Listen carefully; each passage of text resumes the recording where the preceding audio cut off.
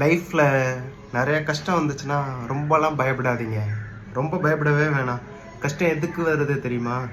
நம்ம கஷ்டப்படும்போது தான் நமக்கு நிறைய யோசிக்கிற மைண்டே வரும். நீங்கள் நல்லா பாருங்கள், நல்லா ஒரு ஜாப்பில் இருப்பீங்க, உங்களுக்கு யோசனையே வராது. இந்த சேலரி குட் சேலரி நல்லா போதும், லைஃப் சூப்பராக போதும்னு நினைப்பீங்க. அந்த வேலையை விட்டு போனதுக்கப்புறம் கண்டிப்பாக உங்களுக்கு பல மைண்டு ஓடும். அப்போ தான் உங்களுக்கு லைஃப்னால் என்னன்னு தெரியும். அது போக இன்னொன்று என்னென்னா, கஷ்டப்படும் போது தான் நம்ம கூட யார் யார் நிற்கிறாங்கன்றது அந்த ஆண்டவன் நமக்கு காட்டுவான். அப்போ இருந்து தான் நம்மளோட வாழ்க்கை படமே ஸ்டார்ட் ஆகும். ஸோ கஷ்டம் வந்தால் யாருமே ஃபீல் பண்ணாதீங்க, தைரியமாக எழுந்திரிச்சு போயிடுங்க. கஷ்டம் வந்துச்சுன்னா நமக்கு ஒரு ஆப்பர்ச்சுனிட்டி கிடைக்க போகுதுன்னு அர்த்தம். நம்ம அடுத்த ஸ்டெப்பை நோக்கி பயணிக்க போகிறோன்னு அர்த்தம். இந்த மாதிரி உங்கள் லைஃப்பில் கண்டிப்பாக நீங்கள் ஃபேஸ் பண்ணணுன்னா கஷ்டத்தை வெல்கம் பண்ணுங்கள்.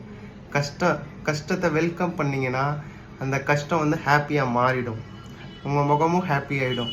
எல்லாத்தையும் ஈஸியாக நீங்கள் ஃபாலோ பண்ணிடலாம்.